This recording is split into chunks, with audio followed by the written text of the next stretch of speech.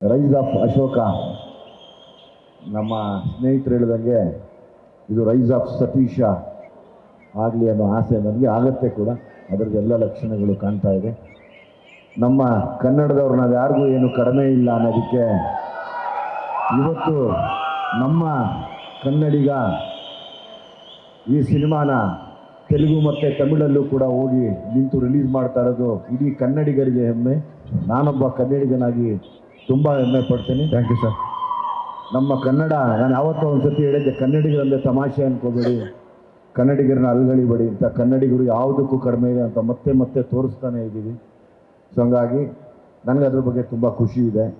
ಸತೀಶ್ನ ನಾನು ಯಾಕೆ ತುಂಬ ಇಷ್ಟಪಡ್ತೀನಿ ಅಂದರೆ, ನಮ್ಮಂಗೆ ತುಂಬ ಕಷ್ಟಪಟ್ಟು ಜೀವನದಲ್ಲಿ ತುಂಬ ನೊಂದು ನಾವೆಲ್ಲ ನಿಮಗೆ ಈ ಥರ ಕಾಣಿಸ್ತಿರ್ತೀವಿ, ಬಟ್ ಒಳಗಡೆ ತುಂಬ ನೊಂದಿರ್ತೀವಿ. ಪ್ರತಿ ಸರಿ ನಾವು ಮಾತಾಡೋವಾಗಲೂ ಒಂದು ಒಳ್ಳೆ ವಿಷಯನ ಇಟ್ಕೊಂಡು ಮಾತಾಡ್ತಾ ಇರ್ತೀವಿ, ಆದರೆ ಒಳಗಡೆ ತುಂಬ ನೋವಲ್ಲಿ ಇರ್ತೀವಿ. ಸತೀಶ್ ಮಾತಾಡೋವಾಗ ಗೊತ್ತಾಗ್ತಾ ಇತ್ತು ಆ ಜೋಶು, ಆ ಹಠ, ನಾನು ಸಾಧನೆ ಮಾಡಬೇಕು ಮತ್ತು ನಮ್ಮ ಕನ್ನಡಿಗರಿಗೆ ನಾನೊಬ್ಬ ಕನ್ನಡಿಗನಾಗ ಒಂದು ಒಳ್ಳೆ ಸಿನಿಮಾ ಕೊಡಬೇಕು ಅನ್ನೋದು ಅದು ಯಾವಾಗಲೂ ನಮ್ಮಲ್ಲಿ ಆ ತುಡಿತ ಇದ್ದೇ ಇದೆ. ಹಾಗಾಗಿ ನಾನು ಇಡೀ ಆ ಟ್ರೈಲರ್ನ ನೋಡಿದಾಗ ನನಗೆ ಒಂದೇ ಖುಷಿ ಆಯಿತು. ಅಂದರೆ ಎಸ್, ಒಂದು ಒಳ್ಳೆ ಸಬ್ಜೆಕ್ಟ್ನ ಮತ್ತೆ ತರ್ತಾ ಇದ್ದೀವಿ. ಯಾವಾಗಲೂ ಬೇರೆ ಬೇರೆ ಭಾಷೆಗಳಿಗೆ ಹೋಲಿಸಿ ಅದರಲ್ಲಿ ಆ ಥರ ಏ ಡ್ಯಾಶ್ ಸಿನಾ ಗೊತ್ತಲ್ಲ ನಿಂಗೆ ಅಂತ ಹಂಗೆ ಖುಷಿ ಅನ್ಸುತ್ತೆ ನನಗೆ.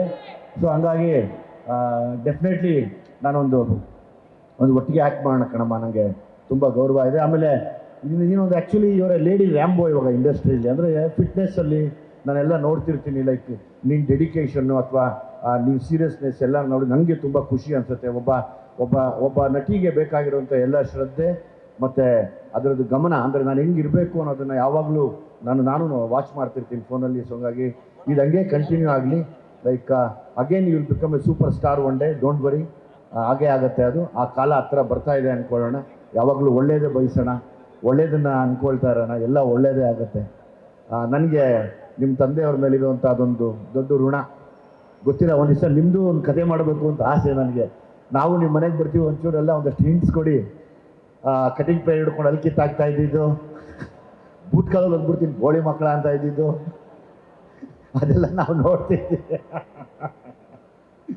ಅದೇನೋ ಹೆಸರಿಟ್ಟಿದ್ರೆ ಅದಕ್ಕೆ ಆಪ್ರೇಷನ್ ಅದೇನೋ ಇಟ್ಕೊಂಡಿದ್ರು, ಅದೇನೋ ಮರ್ತೋಗಿದ್ರೆ, ತುಂಬ ಚೆನ್ನಾಗಿದೆ ಅದು.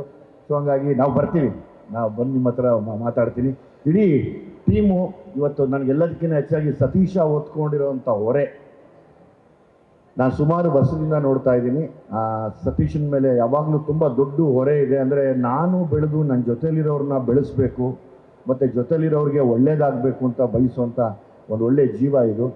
ಹಂಗಾಗಿ ನಾನು ಸದಾ ಒಳ್ಳೇದು ಬಯಸಿ ಈ ಸಿನಿಮಾ ದೊಡ್ಡ ಹಿಟ್ ಆಗಲಿ ಅಂತ ಹೇಳಿ ನಾನು ಜೊತೆಲಿರ್ತೀನಿ. ಇವತ್ತು ಇನ್ನೊಂದು ಅಂದರೆ ಎಲ್ಲರೂ ಹೀರೋಗಳೇ ಇದ್ದೀರಾ ಇಲ್ಲಿ, ಶೆಟ್ಟಿಯಿಂದ ಹಿಡಿದು ಎಲ್ಲರೂ ಹೀರೋ ಇದ್ದೀರಾ.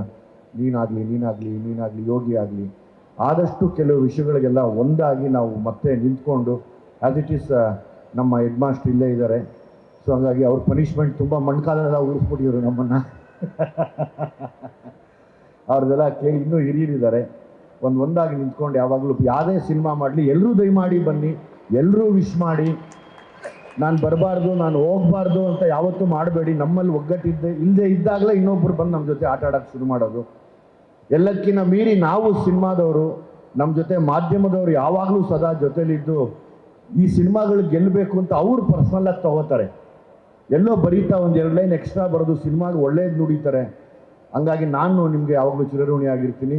ನಾವು ಸಿನಿಮಾದವ್ರನ್ನ ಮೀರಿ ನಮಗೆ ಪ್ರೊಡ್ಯೂಸರ್ ಅಂತ ಒಬ್ಬರು ಅನ್ನ ಕೊಟ್ಟರೆ ನಮಗೆ ಹೊಟ್ಟೆ ತುಂಬ ಜಾಸ್ತಿ ಊಟ ಹಾಕೋರು ನೀವುಗಳು. ಇಲ್ಲೆಲ್ಲ ಯಾರು ನಿಂತಿದ್ದೀರಾ ಇಷ್ಟೂ ಜನ.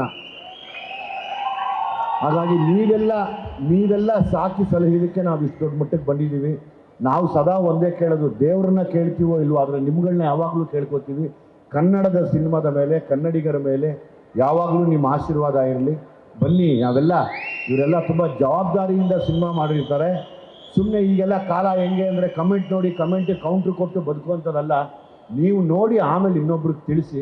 ಇದು ಯಾವಾಗಲೂ ನಾವು ಮಾಡಬೇಕಾಗಿರೋದು, ಇದು ನಾವು ಕನ್ನಡಿಗರು ಮಾಡಬೇಕಾಗಿರೋದು. ನಿಜವಾದ ಕನ್ನಡಿಗ ಮಾಡುವಂಥ ಕೆಲಸನ ನಾವೆಲ್ಲರೂ ಮಾಡೋಣ.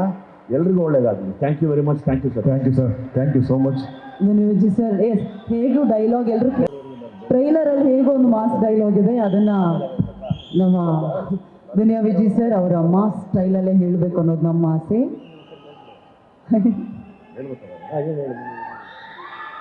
ನಾನು ಡೈಲಾಗ್ ಹೇಳ್ತೀನಿ ಈಗ. ನಾನು ಬದುಕಿರೋವರೆಗೂ ನನ್ನ ಬೆನ್ನಲ್ಲ, ನಂದೊಂದು ಕೂದಲು ಬಗಲ್ಲ.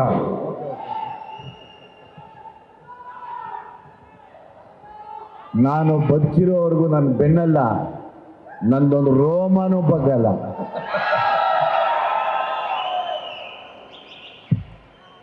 ನೀನು ಬಾ ಅಂದ್ರೆ ನಾನು ಬರ್ತೀನೋ ಇಲ್ವೋ,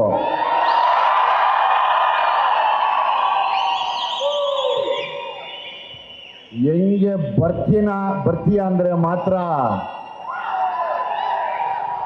ನಿಮ್ಮ ಅಮ್ಮನಣೆಗೂ ಬಂದೇ ಬರ್ತೀನಿ.